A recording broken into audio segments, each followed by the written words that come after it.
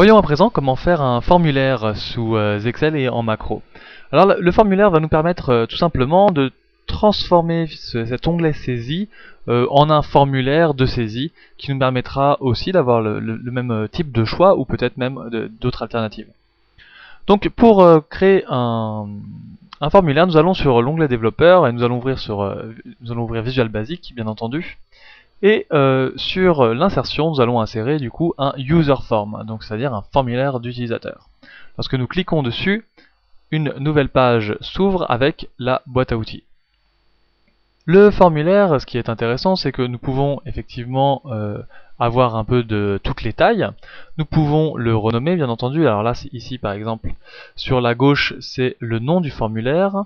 Et ici, caption, c'est marqué là. Cela correspond finalement au titre que nous visualisons en haut du formulaire. Vous voyez, quand je change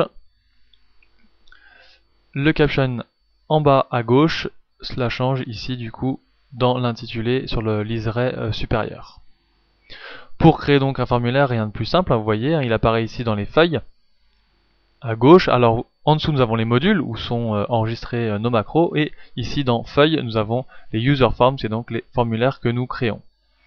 Pour créer, après ensuite il suffit d'utiliser la petite boîte à outils qui est ici et qui nous permet finalement de créer des text box, des combo box, des listes, des cases à cocher, enfin voilà, plusieurs choses que nous allons toutes essayer, et que je vais essayer aussi surtout de vous expliquer et adapter à notre fichier actuel.